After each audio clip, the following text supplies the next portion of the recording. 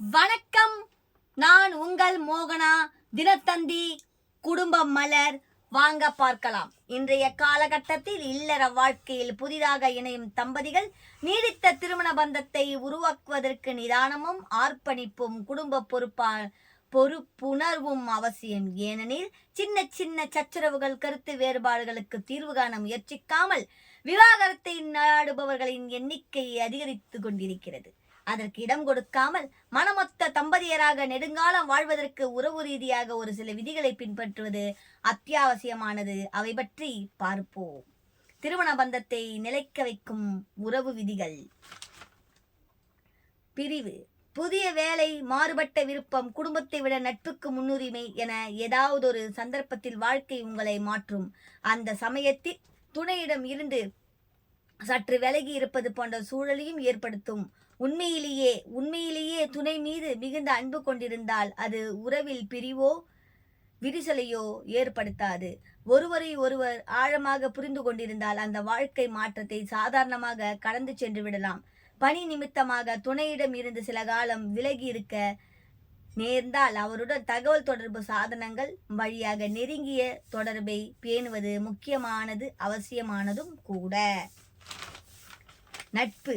எல்லாருடைய வாழ்க்கையிலும் நெருக்கமான நட்பு வட்டம் இருக்கும். அது நம்பிக்கையின் அடிப்படையில் கட்டமைக்கப்பட்டதாக இருக்கும். நண்பர்களிடம் எந்த ஒரு விஷயத்தையும் மனவிட்டு பேசலாம் என்ற நிலைப்பாடு கொண்டிருப்பார்கள். அந்த நட்பு வட்டத்தை திருமணத்திற்கு பிறகு தொடர்வதற்கு துணைக்கு அனுமதிக்கு கொடுக்க வேண்டும். அதுபோல் தம்பதியரும் தங்களுள் நட்பு ரீதியாக பேசி பழகவும் முயல வேண்டும். எனில் கணவன் மனைவி உறவு என்பதை விட நட்பு என்பது அனைத்து உணர்வுகளையும் பிரதிபலிக்கக்கூடியது. நகைச்சுவை, கேலி, கிண்டல் எல்லாம் கலந்திருக்கும் அந்த நட்பை வளர்த்தெடுப்பது தம்பதியர்களுக்குள் எளிதாக காதல் உணர்வையும் பெருக்கெடுக்க செய்துவிடும். தம்பதியர்களுக்குள் நெருக்கமாக அதிகமாக துணை புரியும். நேர்மை. இன்றைய உறவுகளில் நேர்மை என்பது துணையிடம் உண்மை பேசுவதை தாண்டி நம்பகத்தன்மையையும் வலுப்படுத்துவதாகும். உங்களுடைய அச்சம், கனவு, தோல்வி குறித்து வெளிப்படையாக பேச வேண்டும். அப்படி ஒளிவு மறைவின்றி எதையும் வெளிப்படையாக பகிர்ந்து கொள்வது இருவரிடத்திலும் உணர்வுபூர்வமான நெருக்கத்தை இன்னும் அதிகரிக்க செய்யும். நான் விருப்பம் செயலை தன் துணை ரசிக்க மாட்டார்கள் என்று மறைப்பதற்கு பதிலாக அவரிடம் அது பற்றி விவாதிப்பது சிறந்தது. அது உறவுக்குள் ஆழமான பிணைப்பை உருவாக்கும். துணைனாக்கா பொண்டாட்டிங்க, அதை மறந்துட போறீங்க. ஆமா. வார்த்தை. தம்பதியர் இருவரும் ஒருவரை ஒருவர் புரிந்து கொண்டு வாழ்ந்தாலும் கூட ஏதாவது ஒரு சந்தர்ப்பத்தில் சண்டை, சச்சரவு ஏற்பட்டதன் செய்யும்.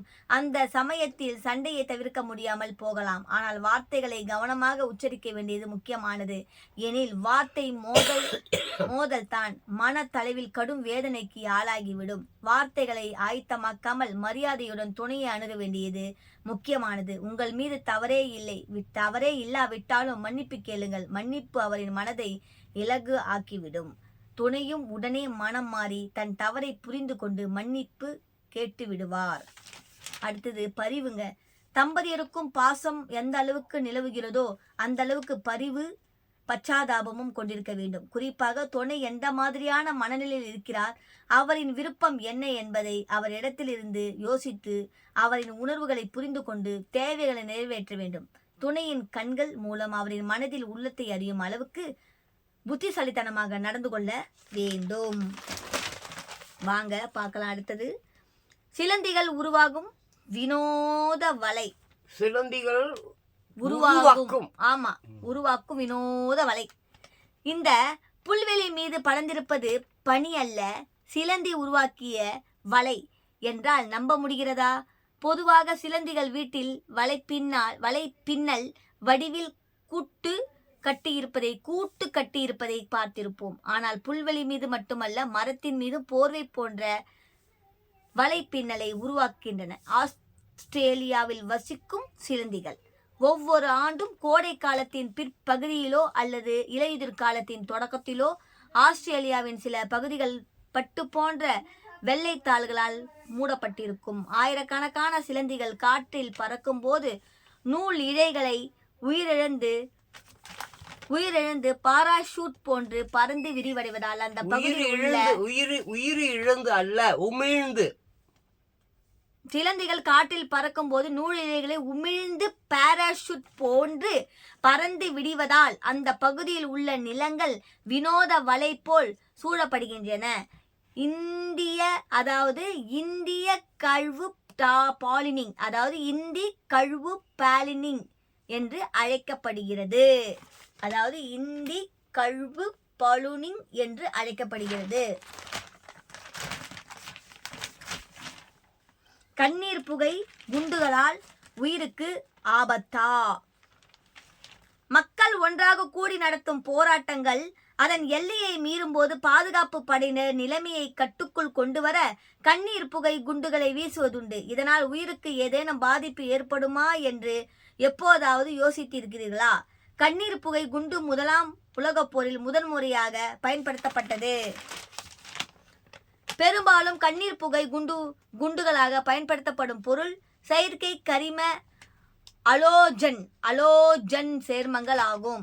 அவை சாதாரண நிலையில் உண்மையான வாயுக்கள் அல்ல, ஆனால் அவை ஸ்ப்ரேக்கள், மூடுபனி, ஜெனரேட்டர்கள், கைப்பொறி குண்டுகள் மூலமாக உபயோகிக்கப்படும் போது காற்றில் நன்றாக பரவக்கூடும் வேதியியல் கலவையிலான இது உயிரை பறிக்காத ஓர் ஆயுதமாகும். இந்த புகை வெளியேறும் போது மனிதனின் கண்ணில் உள்ள கருவிழி படலத்தில் எரிச்சல், வலி, இரும்பல், மூச்சு திணறல் போன்ற பிரச்சனைகளை ஏற்படுத்துகிறது. அதன் விளைவுகள் 5 முதல் 10 நிமிடங்கள் வரை நீடிக்கும். பிறகு அவை விரைவாக மறைந்துவிடும்.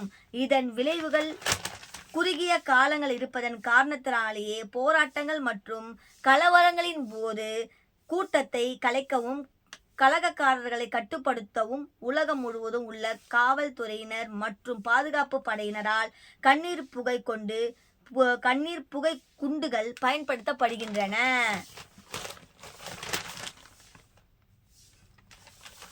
பான் இந்தியா படங்களாக தேர்வு செய்யும் ரிஷப் ஷெட்டி.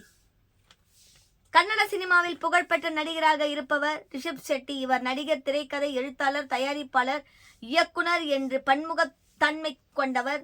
கடந்த 2002ஆம் ஆண்டு வெளியான காந்தாரா திரைப்படத்தின் மூலம் இந்தியாவின் அனைத்து மொழி திரைப்பட ரசிகர்களுக்கும் பரிச்சயம் ஆளாகவே மாறினார்.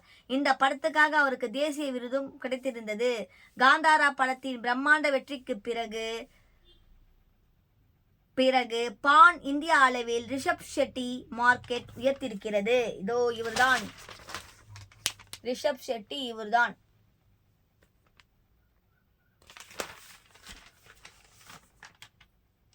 இந்த நிலையில் ரிஷப் ஷெட்டி பான் இந்தியா திரைப்படங்களாக உருவாகும் சில படங்களில் ஒப்பந்தமாகி இருக்கிறார். இதில் தெலுங்கில் மிகப்பெரிய வெற்றியை பெற்ற அனுமன் படத்தின் 2ஆம் பாகமும் அடக்கமும் ஜெய் அனுமான் என்ற பெயரிடப்பட்டுள்ள இந்த படத்தில் அனுமானாக இவர் நடிப்பதால் அதன் மீதும் எதிர்பார்ப்பும் அதிகரித்திருக்கிறது. மேலும் பாலிவுட்டில் தயாராகும் சத்ரபதி சிவாஜி மகாராஜ் திரைப்படத்தில் சத்ரபதி சிவாஜியாக நடிக்கவும் ரிஷப் ஷெட்டி தேர்வு செய்யப்பட்டிருக்கிறார். ஏற்கனவே காந்தாரா சாப்டர் 1, ஜெய் அனுமான், சத்ரபதி சிவாஜி மகாராஜ் ஆகிய 3 பான் இந்திய படங்களில் ஒப்பந்தமாகி நடித்து வரும் ரிஷப் ஷெட்டி தற்போது மற்றொரு பான் இந்தியா திரைப்படம் ஒன்றிலும் நடிக்க ஒப்பந்தம் செய்யப்பட்டிருக்கிறார். இந்த படத்தை தெலுங்கில் ஆகாசவாணி என்ற திரைப்படத்தை இயக்கிய அஸ்வின் கங்கா ராஜு என்பவர் இயக்குகிறார். இந்த படத்தின் மூலமாக ரிஷப் ஷெட்டி தெலுங்கு சினிமாவிற்கு அறிமுகமாகிறார். இது வங்காள தேசத்தில் பிரிட்டிஷ் அரசாங்கத்தை எதிர்த்து போராடிய ஒரு புரட்சியாளரின் கதை. 18ஆம் நூற்றாண்டின் பின்னணியில் உருவாக இருக்கும் இந்த படத்தின் கதை இது வரை இந்திய சினிமாவின் பேசப்படவில்லை என்கிறார்கள். இது தொடர்பான போஸ்டர் சமீபத்தில் வெளியிடப்பட்டு ரசிகரால் பெரும் வரவேற்பை பெற்றிருக்கிறது. இதன் மூலம் அதிக பான் இந்திய படங்களில் நடிக்கும் நடிகராக ரிஷப் ஷெட்டி உருவாகி இருக்கிறார். அவர் நடிக்க இருக்கும் படங்களின் வெற்றியை பொறுத்தும் அவருக்கு பான் இந்தியா அளவிலான எதிர்காலம் அமையும்.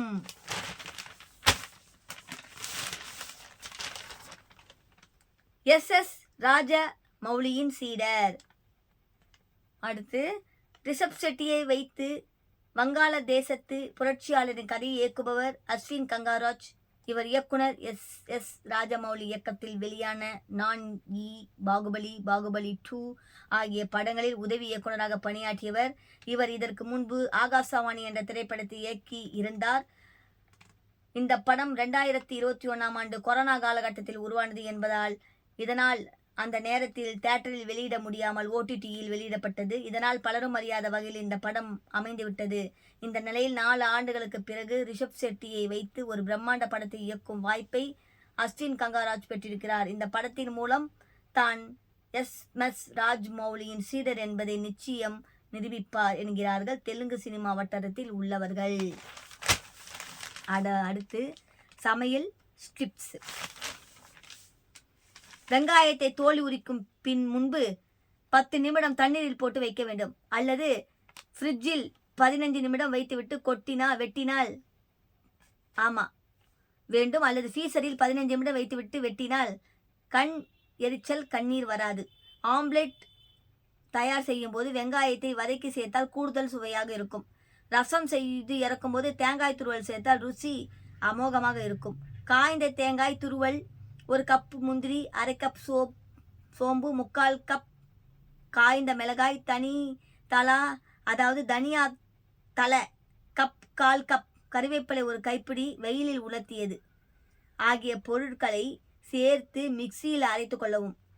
இந்த பொடியை சைவ அசைவ குருமா செய்யும் போது 2 ஸ்பூன் அளவு சேர்த்தால் நல்ல வாசனையாகவும் சுவையாகவும் இருக்கும். இந்த பொடி நீண்ட நாட்கள் கெடாமல் இருக்கும். இட்லி மாவில் 2 தேக்கரண்டி நல்லெண்ணெய் சேர்த்து புளிக்க வைத்தால் இட்லி மெதுவாக வரும். இட்லி மாவில் காய்ந்த மிளகாய் போட்டு வைத்தால் புளிக்காது. அல்லது வெற்றிலை காம்புடன் சேர்த்தாலும் புளிக்காது. பீன்ஸ் பொரியல் தயாரிக்கும் போது பீன்ஸ் வெந்தவுடன் உப்பு சேர்க்க வேண்டும். முதலிலே உப்பை சேர்த்தால் சரியாக வேகாது. காப்பித்தூளை ஃப்ரீசரில் வைத்து பயன்படுத்தினால் நீண்ட நாள் வரை மனம் மாறாமல் இருக்கும். இதை சொன்னது யாருன்னா எம் தீபலட்சுமி மதியழகன், தஞ்சாவூர். வெங்காயத்தை வெட்டுறாங்க, இதை பாருங்க. இவங்க தான் வெங்காயத்தை ஃப்ரீசரில் 15 நிமிடம் வச்சுட்டு உரிங்கன்றாங்க. சிப்ஸ் வேற சொல்லிக்கிறாங்க, பார்த்துக்கோங்க. டிப்ஸ். இத்துடன் இந்த குடும்ப மலர் நிகழ்ச்சி முடிவடைகிறது. அடுத்த செய்திகளை பார்க்கலாம். உங்கள் மோகனா. நன்றி, வணக்கம்.